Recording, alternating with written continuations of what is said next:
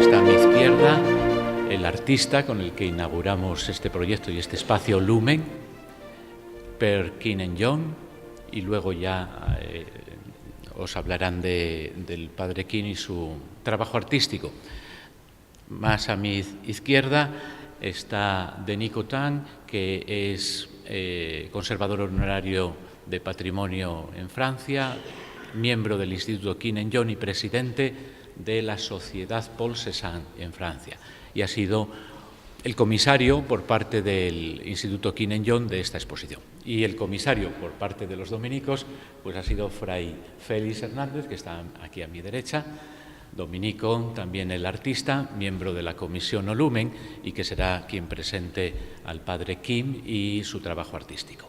Sobre el proyecto Lumen que inauguramos ahora, decir, en primer lugar, el espacio es el resultado de la transformación de una iglesia de los dominicos, aquí en pleno barrio de Salamanca, en la calle Claudio Coello, la iglesia de Santo Domingo el Real. Está cerrada desde el año 2015, cuando comienzan todas las obras de la residencia de estudiantes, y cuando terminan las obras de la residencia hacen las obras de esta capilla o esta iglesia de Santo Domingo el Real. Los dominicos nos hemos reservado este espacio para un proyecto nuevo. La obra arquitectónica original de todo el conjunto, la iglesia y la residencia, es del padre dominico Francisco Coello de Portugal. Sabéis que falleció el año 2013. Él es el arquitecto original de todo este espacio. Y la remodelación del espacio y la transformación de esta iglesia en este espacio expositivo es obra de Antonio Ruiz Barbarín. Como veis, el espacio conserva gran parte de la personalidad de lo que fue, de la iglesia que fue. Incluso no lo veis porque está la pantalla bajada, pero preside un Cristo que sigue en el mismo lugar, ¿no? También se conserva las paredes de ladrillo, el suelo, el ambón, porque el espacio seguirá siendo un espacio celebrativo y expresivo de la fe cristiana. Pero a la vez ha logrado una transformación, creemos que muy acertada, ha logrado una transformación para convertirlo en un espacio expositivo muy polivalente, que acogerá distintas manifestaciones artísticas: pintura, escultura, videoarte, arte lumínico, performance y actividades paralelas que van desde teatro, danza, música, etcétera, ¿no?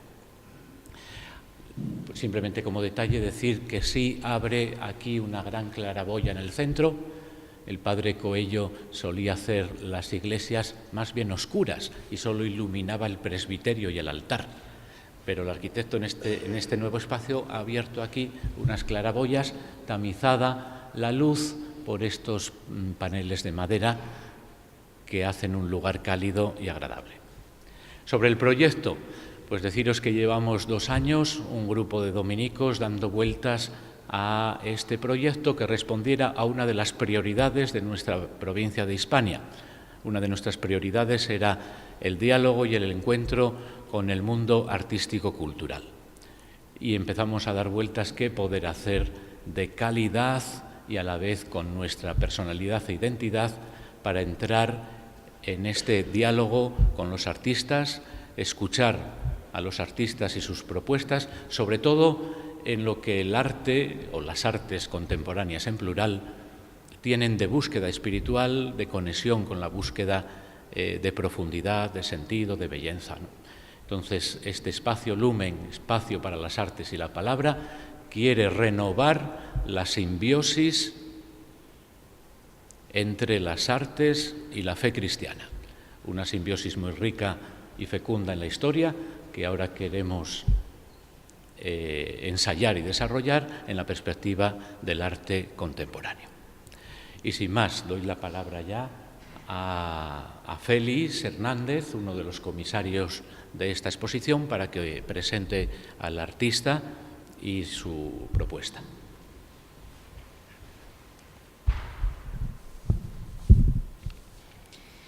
Buenas tardes. Es para nosotros un privilegio y un honor poderles presentar a Fray Kinen-John. Él nace en Corea del Sur, en una población llamada Boyo, en 1940. Nace en el seno de una familia humilde, una familia numerosa, y crece pues muy influido por el arte que ya tenía su padre, que era calígrafo. Desde muy pequeñito pues muestra su talento artístico, y en el año 1959 ingresa en la Escuela de Bellas Artes de Seúl. Allí, gracias a los profesores que volvían de Europa, pues queda fascinado por el impresionismo, por el cubismo, por la abstracción en general. Una vez que termina su carrera de Bellas Artes, para ganarse la vida comienza a trabajar como profesor de dibujo en una institución católica, y allí queda fascinado por la belleza de la liturgia católica y se convierte al cristianismo en el año 1967. 2 años después, en el 1969, se lanza a la conquista del gran sueño que venía acariciando desde mucho tiempo atrás, que era venir a Europa. Viene a Suiza con un billete de $100 y el billete de avión, y nada más. Viene a estudiar, viene a trabajar, y ya en Suiza pues conoce a los dominicos y se siente atraído por aquellos frailes que en aquel momento expresaban una atención especial también al mundo del arte contemporáneo. De manera que en el año 70 ingresa en la orden y es ordenado sacerdote en el año 1974. Desde entonces, el padre Kim Il-jong ha recibido importantes honores, como la insignia de oficial de la Orden de las Artes y las Letras que les concedió el Estado francés en el año 2010. Ha sido merecedor de grandes alabanzas por parte de otros artistas, de eminentes críticos y expertos en el arte, también de destacadas personalidades del ámbito eclesial. Sus obras han sido expuestas en prácticamente todo el mundo. Ha expuesto por toda Francia, en Estados Unidos, en Japón, Irlanda, Corea, Suiza, en Alemania, Austria, Roma, como no, también en el Estado Vaticano, y en espacios tan privilegiados como la Catedral de Notre Dame de París. Por otro lado, sus vidrieras llenan de color y de belleza numerosas iglesias y catedrales del mundo. Notre Dame, la Basílica de Saint-Julien, la Catedral de San Pablo de Lieja. Nosotros contamos en esta exposición con un ejemplo hermoso y bastante abundante de su producción, pero ya de esta exposición en concreto, de Trazos de Luz, pues nos va a hablar Monsieur Denis.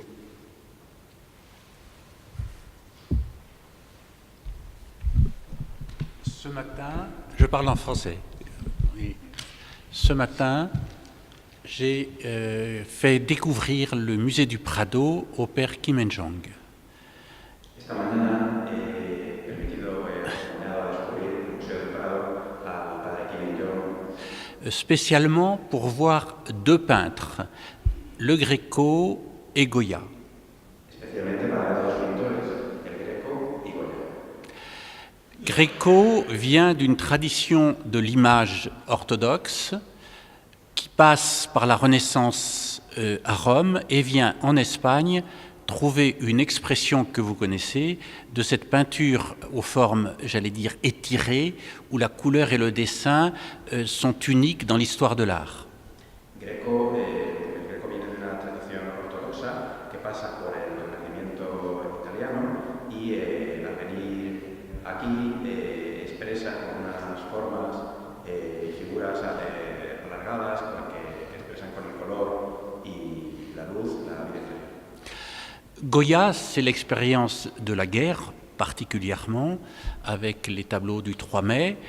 C'est l'expérience de la solitude, de la souffrance avec la Maison du Sourd, ces tableaux très noirs et blancs que nous avons vus ce matin. Et c'est l'expérience, j'allais dire, un peu ludique de la vie des champs, des saisons dans les tableaux de préparation des tapisseries. Goya es la experiencia de la guerra y del sufrimiento, como en la pintura del 2 de mayo, en los fusilamientos, y también la experiencia del campo, de la alegría del campo, en la C'est les tableaux de de préparation des tapisseries qui sont à l'étage. Voilà. En préparant cette exposition, j'ai pensé à ces deux peintres parce que le père Kim, il n'est pas espagnol, mais il a connu la guerre avec sa famille, l'occupation japonaise, la guerre d'occupation entre le nord et le sud de la Corée dans les années 1950-55. He pensado en estos dos pintores preparando esta exposición porque el padre Kim, aunque no es español, era conocido en la guerra con la ocupación de Corea del Sur por Corea del Norte y con la guerra con Japón que él y su familia han sufrido. Et l'œuvre du père Kim, ce n'est pas une œuvre abstraite qui s'échappe de la figuration. Y la obra del padre Kim no es una obra abstracta que se escapa de la figuración. C'est immédiatement la respiration de l'âme. Le père Kim, lorsqu'il était adolescent et jeune homme, a eu des missions de sentinelle à la lisière de la Corée du Nord et de la Corée du Sud. Es más bien el padre Kim, siendo joven, fue enviado como centinela, como guardia, en la frontera entre Corea del Norte y Corea del Sur. Entonces, su obra no es abstracta y completamente alejada de la realidad, sino que expresa eso que siente. Et il voyait les oiseaux qui passaient d'un bord à l'autre, il voyait le soleil se lever sur les rizières, une expérience de la nature marquée par le travail aussi de calligraphie qui était celui de son père, fait à partir de l'expérience de la nature en Corée. Él veía también los pájaros volando de un lado a otro, veía el sol levantándose y esa experiencia de la naturaleza combinada con la experiencia de la caligrafía, su padre era calígrafo, combinaba esas dos experiencias de la caligrafía y la experiencia de la naturaleza. C'est alors très naturellement que le père Kim se tourne plutôt vers les peintres abstraits, avec le désir de les découvrir en Europe, en France, à savoir Kandinsky, Malevich, Mondrian, des peintres du début du siècle, et puis les peintres qui sont plus contemporains, quand le père Kim était jeune, qu'on appelle en France les peintres de support surface.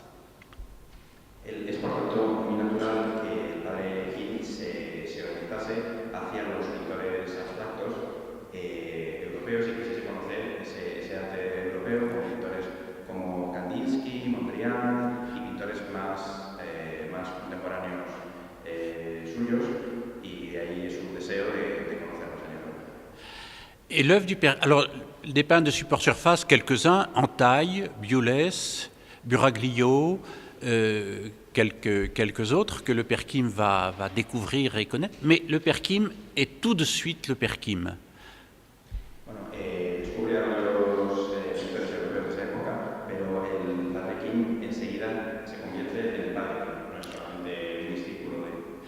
Une œuvre qui va être marquée par le bouddhisme dont il est imprégné, Es una obra marcada por el budismo que le impregnó, mais profondément par sa conversion. Je parle de l'aspect artistique de cette dimension religieuse, par cette expérience de l'art chrétien catholique. Il va chercher non pas à figurer l'histoire, les histoires, l'Annonciation, les miracles, le Christ en croix qu'on a vu ce matin peint par Velázquez ou par Goya, mais il va peindre de l'intérieur l'expérience vécue à la fois de Dieu, de son incarnation, de la rédemption, comme un mouvement du cœur et de l'âme. Bueno, su obra está muy marcada por esta conversión al catolicismo, su experiencia artística de los artistas cristianos influye mucho sobre su obra, pero no lo va a pintar de una manera narrativa, tratando de contar las historias como la Anunciación, los milagros o un Jesucristo crucificado, como que hoy han visto de Velázquez, sino que lo que va a intentar es expresar esa trouve dans cette exposition des œuvres très libres, très colorées, qui paraissent, j'allais dire, d'un seul jet et qui sont en même temps marquées par le nœud de la souffrance, du geste. Pour Kim, peindre, j'allais dire, c'est une danse, c'est un mouvement, j'allais dire, de chorégraphie, voire de toréador qui se confronte à l'arène dans laquelle il doit se débattre. Bueno, de ahí tiene esta exposición, las obras que podemos ver son obras que son como hechas como de un gesto, como un baile, como una coreografía, incluso lo compara con un torero a punto de salir a la arena. Un mot, alors l'exposition, ce sont des toiles surtout des 2 dernières années, quelques-unes sont un peu plus anciennes pour montrer le parcours. Plusieurs...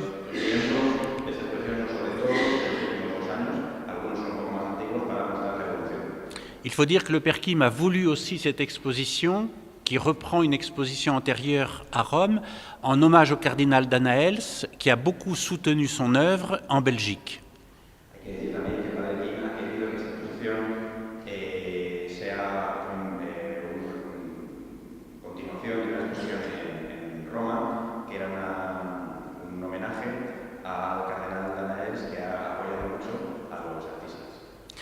Alors, comme a dit tout à l'heure, comme cela a été dit, une part essentielle de l'œuvre du Père Kim, ce sont les vitraux, où il aura beaucoup de commandes à Brioude, dans la nouvelle cathédrale d'Évry. Entonces, una parte esencial, como he dicho antes, de la obra del Padre Kim son las vidrieras que podemos encontrar en varias catedrales. Je veux dire que les vitraux, vous pourrez voir dans certains livres, s'adaptent aussi bien dans l'art très contemporain que dans l'art roman du Moyen-Âge.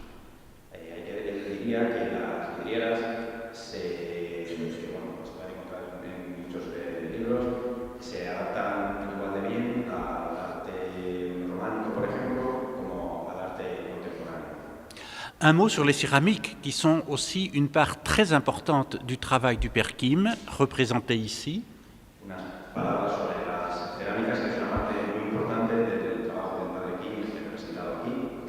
Alors certes, le Père Kim peut faire référence à Picasso, qui a œuvré beaucoup dans les céramiques à Vallauris dans les années 50, à Chagall.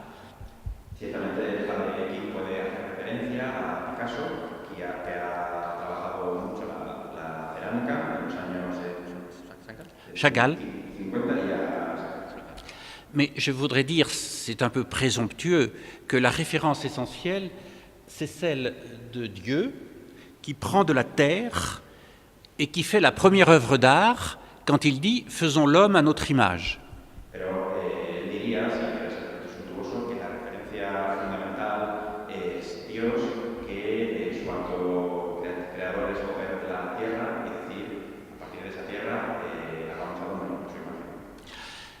Mais l'image de Dieu dans la Genèse, elle n'a pas de figure. Donc Kim va transposer dans la terre, va la triturer, va la marxer, quelquefois va lui donner de la souffrance ou quelquefois garder son élan avec cette expression passée par le feu qui donne à cette œuvre un caractère unique et dans l'art de la céramique et dans l'œuvre même du Père Kim.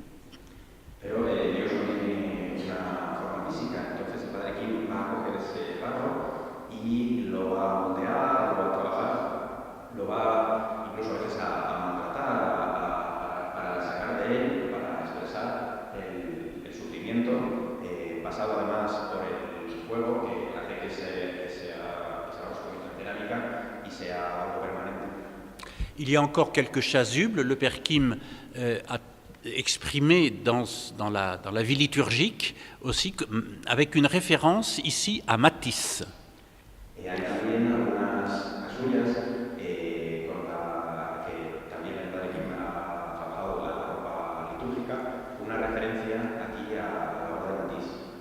Parce que Matisse, vous le savez, a créé une chapelle à Vence que le Père Kim a connue très tôt dans sa vie et qui va être une référence et dans l'ornementation, dans les vitraux et dans tout le décor, dans toute la réalité liturgique à l'intérieur de cette église.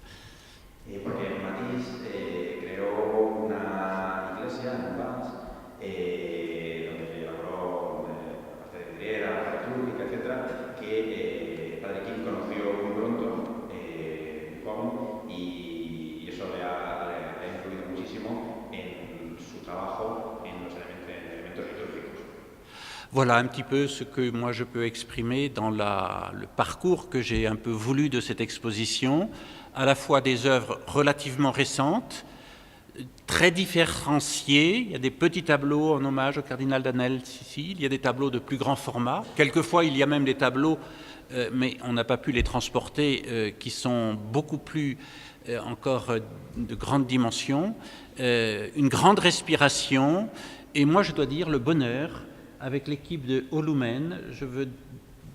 Je ne donne pas les noms parce que je pourrais oublier quelqu'un, mais je veux dire combien cette aventure ici à Madrid est une très très belle aventure pour moi et pour le Père Kim.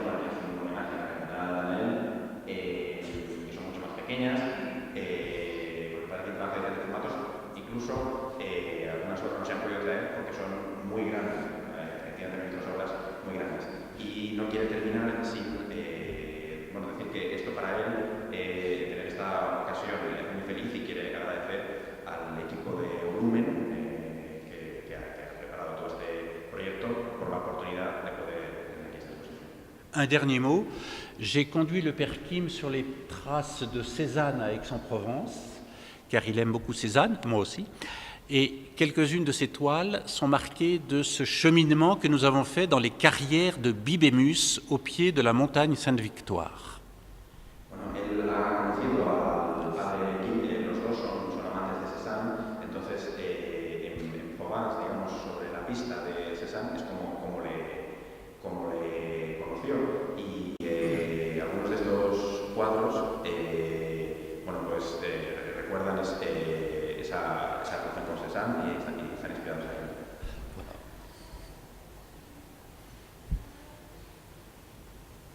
Vous voulez dire un mot?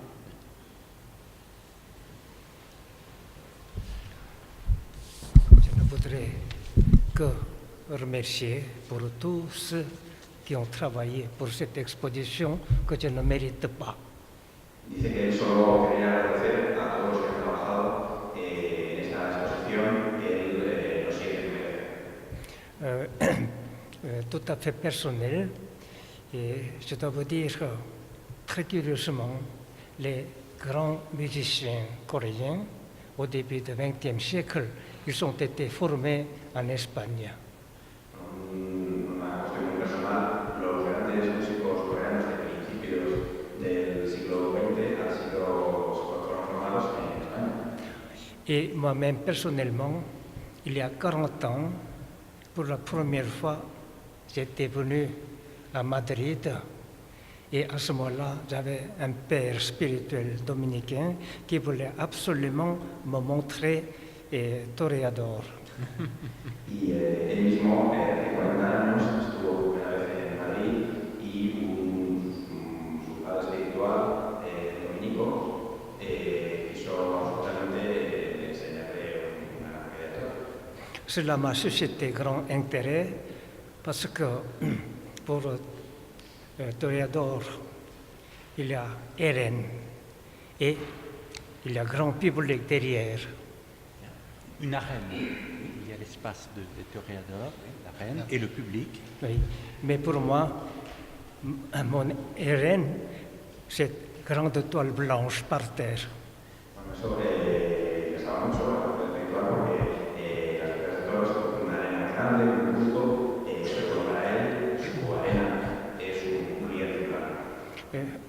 Je n'ai pas les épées pour piquer le taureau, mais j'ai le pinceau et spatule. Alors, je ne tue pas le taureau, mais je chasse le diable en travaillant. Así que él no mata al toro, pero él expulsa al diablo trabajando. Et quand la séance est terminée, taureau est par terre. Y cuando se ha terminado la comida, el toro está en el suelo. Pour moi, quand je termine mon travail, c'est une élévation comme cela. Pero cuando él termina su trabajo, es una elevación. Je n'ai pas de public qui m'applaudit, mais je suis dans le silence total. Él no tiene un público que le aplauda, sino que está en el silencio total. À ce moment-là, je me console en disant, en pensant la parole de Saint Dominique, ce que tu as contemplé pendant la nuit apporte le fruit au monde. En ese momento se consuela pensando en las palabras de San Domenico, aquello que has contemplado por la noche, apórtalo al mundo. Donc, je dis à moi-même, ce que tu travailles, tu vas porter le fruit au monde. Así que se dice a sí mismo, aquello que trabajes, tienes que aportar el fruto al mundo. Et aussi, mon grand bonheur, vous découvrirez 3 petits tableaux que j'ai fait avec François Chen. Y también su gran felicidad, o gran alegría, descubrieron aquí 3 lienzos, 3 pequeños cuadros que ha hecho conjuntamente con François Chen. C'est un point extrêmement important pour moi parce que Es un punto extremadamente para él. et François Chen et moi-même nous sommes convertis. Porque François Chen y él mismo se convirtieron. Je suis devenu catholique à 27 ans, François Chen 40 ans. Él se hizo católico a los 27 años y François Chen a los 40. Il est arrivé en France à l'âge de 19 ans, mais maintenant il est membre d'Académie française, un étranger unique. Él llegó a los 19 años a Francia, pero ahora es miembro de la Academia Francesa, un extranjero. Il est le seul étranger à l'Académie française. El único extranjero de la Academia Francesa. Et nous nous sommes dit, nous avons reçu telle richesse en Europe, maintenant c'est le temps de remercier. Y ellos se han dicho, hemos recibido esta riqueza nosotros, que ahora es el momento de dar. Alors, comme vous verrez la peinture, et malgré votre qualité d'apprécier l'œuvre d'art, si vous ne connaissez pas l'idéogramme chinois, vous êtes bloqué. Si vous ne connaissez pas les idéogrammes chinois, vous êtes un peu interdit de comprendre le travail de Kim avec François Chen. Entonces, el trabajo común entre Kim y el padre Chen. No, padre no, François Chen. Oui. El padre Kim y François Chen, si no entienden la caligrafía china, eso les puede impedir comprenderlo. Alors, pour nous, en respectant pleinement notre tradition, lui, au lieu de calligraphie chinoise, il a écrit en alphabet son poème. Así que, bueno, respetando siempre la tradición de ellos, él, en lugar de escribir con la caligrafía china, ha escrito en francés sus poemas. Alors moi-même, au lieu de rester tout le temps d'une façon traditionnelle, j'ai évolué pour exprimer le plus librement possible. Así que él, a partir de esa tradición que él hereda, ha ido evolucionando para expresarse de una forma más libre. Et finalement, comme j'ai dit hier, mon but, c'est la libération. L'histoire de salut, c'est la libération. Y finalmente, su objetivo principal es la liberación. La historia de la salvación, para él, es la liberación. Et François Cheng a souffert plus que moi et à cause de l'occupation japonaise.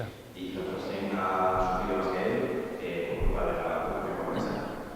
De là, il a appris aussi la mort n'est pas la fin, mais avec la conversion, il a vu le commencement de la vie éternelle, si je puis dire. Y a partir de ahí, la experiencia de que cuando cambió el Japón y después de su conversión, el inicio, digamos, se puede decirlo así, la vida eterna. Alors je résume pour mon avenir. Comme Sainte Thérèse d'Enfant Jésus dit, avoir la confiance totale en Dieu. Así que para resumir, como decía la cita del niño Jesús, tener la confianza total en Dios. Oui. Et alors François Cheng et moi-même, nous allons porter la lumière de l'Orient en Occident. Así que François Cheng y yo mismo quieren llevar la luz de Oriente. Je pense c'est suffisant.